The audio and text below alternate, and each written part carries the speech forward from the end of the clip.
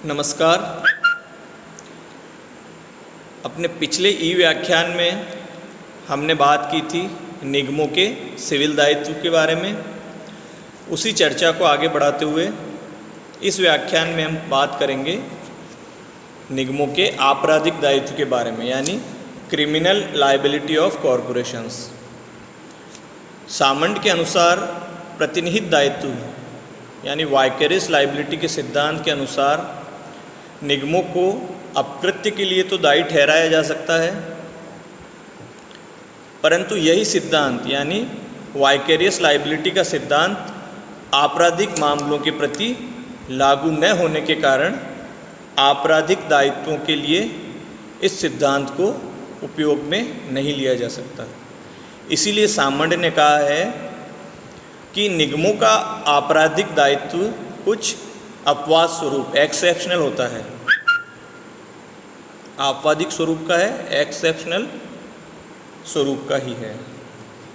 फिर भी इंग्लिश दंड विधि और कुछ अन्य दंड विधियों में निगमों पर आपराधिक दायित्व आरोपित किया जा सकता है। इस संबंध में विधि की मान्यता यह है कि निगमों का अपना कोई शरीर नहीं होता और ना ही मस्तिष्क होता है, वरन वह मानवीय प्रतिनिधियों के माध्यम से कार्य करता है। परंतु यदि उसके प्रतिनिधि में से कोई दूषित मनोवृत्ति मेंस रिया के द्वारा कोई कार्य करता है तो ऐसे कार्य का दायित्व निगम पर थोपा जा सकता है। मैटलैंड ने एक सिद्धांत निगमित व्यक्तित्व संबंधी सिद्धांत दिया है, यथार्थता का सिद्धांत, realistic theory of corporate personality. इसके आधार पर उन्होंने निगमों के वास्तविक अस्तित्व को स्वीकार करते हुए कथन किया है कि इसकी अपनी इच्छा होती है जो कि इसके सदस्यों की इच्छा से भिन्न होती है। अतः निगमों को द्वेषपूर्ण अभियोजन के लिए या अपलेख के लिए उत्तरदायी ठहराया जा सकता है। अब अगर हम निगमों को आपराधिक दायित्व के लिए दायी ठहराएं तो एक व्यवहारिक कठिनाई हमारे सामने उपस्थित होती है कि निगमों का ना तो कोई शरीर होता है, ना ही कोई मस्तिष्क होता है, ना ही उनकी कोई इच्छा होगी, ना ही हित होगा और ना ही हेतु होगा, और उनका विद्वेषपूर्ण आशय भी नहीं हो सकता। तो आपराधिक दायित्व से संबंधित दो संभावनाओं पर हम विचार करते हैं। पहला तो दंड है कि यदि निगम के विरुद्ध अर्थदंड या जब्ती का कोई आदेश पारित किया जाता है तो ऐसे दंड का क्रियान्वयन तो आसानी से किया जा सकता है, क्योंकि निगम की स्वयं की संपत्ति होती है और उससे अर्थदंड या जब्ती का आदेश का क्रियान्वयन करवाने पर इसके सदस्यों को दंडित किए बिना ही निगम को दंडित किया जा सकता है। परंतु यदि शारीरिक दंड का मामला है तो उस दशा में निगम को उसके सदस्यों से भिन्न मानना असंभव होगा। इस संदर्भ में विनेडोग्राफ ने कॉमन लॉ के एक निर्णय का उदाहरण दिया है और ये कहा है कि यदि कोई निगम कॉरपोरेशन अपनी सामान्य मुद्रा कॉमन सील के अंतर्गत कोई राजद्रोह का अपराध करता है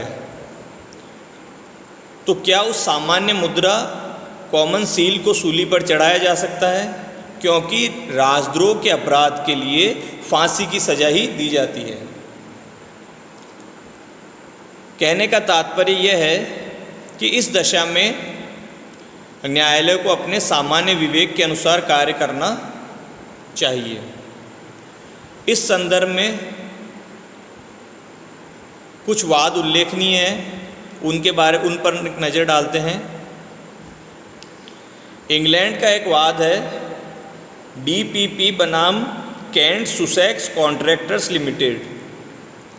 इस वाद में एक परिवहन कंपनी के मैनेजर ने पेट्रोल के कूपनों को प्राप्त करने के लिए झूठी विवरणी फॉल्स रिटर्न भेजा। तो इस वाद में निर्णय दिया गया कि कंपनी ने मैनेजर के माध्यम से अपराध किया है, अतः उसे कपट के लिए दोषी ठहराया गया। एक अन्य वाद है मूरे बनाम ब्रेसलर्स लिमिटेड। इस वाद में कंपनी का सचिव ही उस कंपनी का शाखा प्रबंधक और विक्रय प्रबंधक भी था। उसने कुछ ऐसे कार्य किए जिन्हें करने के लिए वह कंपनी के बोर्ड ऑफ डायरेक्टर्स यानी निदेशक मंडल द्वारा अधिकृत नहीं था। न्यायालय ने विधिक व्यक्तित्व के सिद्धांत के आधार पर सचिव के आपराधिक कृत्यों के लिए कंपनी को दोषी ठहराया। इन निर्णयों के आधार पर यह कहा जा सकता है कि वर्तमान में जो जुडिशियल ट्रेंड चल रहा है यानी न्यायिक प्रवृत्ति चल रही है, उसके अनुसार निगमित निकाय पर ऐसे अपराध कृत्यों के लिए जो उसके कर्मचारियों ने, अधिकारियों ने या प्रतिनिधियों ने कारित किए हैं, आपराधिक दायित्व अधिरोपित किया जा सकता है। अतः किसी कंपनी को दुर्भावना के लिए, कपट के लिए, विद्वेषपूर्ण आशय के लिए, षड्यंत्र के लिए, अपलेख आदि मामलों के लिए आदि आपराधिक मामलों में दोष सिद्ध करके अर्थदंड या संपत्ति की जब्ती से दंडित किया जा सकता है। जहाँ तक बड़े उद्योगों या प्रतिष्ठानों द्वारा जो आयकर की चोरी या अपवंचन किया जाता है, उस ऐसा करके जो वो आपराधिक दायित्व उन पर उत्पन्न होता है, उसके बारे में विधिवेत्ताओं का मानना है कि ऐसे बड़े उपक्रमों और शक्तिशाली उद्योगों को कठोर जुर्माने से दंडित किया जाना चाहिए। परंतु यह ध्यान रखना आवश्यक है इस संदर्भ में कि निगम या उपक्रम स्वयं धनवान नहीं होता, अपितु वह अनेक लोगों का एक नेटवर्क होता है जिसमें अंशधारी भी होते हैं, कामगार भी होते हैं, ग्राहक भी होते हैं, सप्लायर्स, प्रबंधक, कार्यपालिका प्राधिकारी आदि अनेक व्यक्तियों का समावेश रहता है, जिनमें कुछ धनी हो सकते हैं लेकिन सभी धनवान नहीं होते।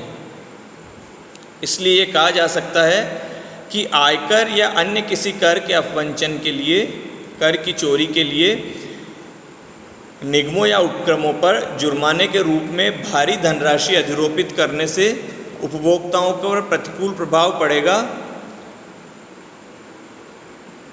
अतः इसे उचित नहीं कहा जा सकता। इसलिए उन पर इस तरह जुर्माना लगाया जाना चाहिए कि उपभोक्ताओं पर प्रतिकूल प्रभाव ना पड़े। इस प्रकार हम देखते हैं कि निगमों का आपराधिक दायित्व एक आपवादिक स्वरूप का होता है, एक्सेप्शनल होता है, और यदि निगम के प्रतिनिधि, कर्मचारी या किसी डायरेक्टर ने मेंस या दूषित मनोवृत्ति से कोई कार्य किया है तो उसके लिए निगम को दायी ठहराया जा सकता है और उसे अर्थदंड या जब्ती का, संपत्ति की जब्ती का द्वारा दंडित करने का आदेश जारी किया जा सकता है। संक्षेप में देखें तो निगम के दो प्रकार के दायित्व हो सकते हैं, सिविल दायित्व और आपराधिक दायित्व। सिविल दायित्व में निगम को प्रतिनिहित दायित्व के आधार पर यानी वाइकेरियस लायबिलिटी के सिद्धांत के आधार पर दायी ठहराया जा सकता है और उन कार्यों के लिए जो उसके शक्ति सीमा में होते हैं अपकारित व्यक्ति क्षतिपूर्ति प्राप्त कर सकता है, परंतु जो शक्ति बाह्य, जो उसके अधिकार से बाहर जो कार्य हैं उसके लिए अपकारित व्यक्ति की क्षतिपूर्ति के लिए निगम दायी नहीं होता है। जिस प्रकार एक मालिक अपने नियोक्ता के कार्यों के लिए जो उसके नियोजन काल में किए गए हैं दायी होता है, उसी प्रकार कंपनी भी या निगम भी अपने कर्मचारियों द्वारा नियोजन काल में किए गए अपकृत्यों के लिए दायी होता है जो कि उसकी शक्ति सीमा के अंतर्गत किए गए हैं। दूसरी ओर निगमों का जो आपराधिक दायित्व है वो उसमें प्रतिनिधिक दायित्व का सिद्धांत लागू नहीं किया जा सकता, क्योंकि वाइकेरियस लायबिलिटी का सिद्धांत आपराधिक मामलों में लागू नहीं होता है। अतः सामंड ने निगमों के आपराधिक दायित्व को आपवादिक स्वरूप का बताया है। निगमों का आपराधिक दायित्व तब ठहरता है जब निगम के कर्मचारी या प्रतिनिधि या निदेशक आदि दूषित मनोवृत्ति से कार्य करते हैं, तो ऐसे कार्य का दायित्व निगमों पर सौंपा जा सकता है। धन्यवाद। जय हिंद।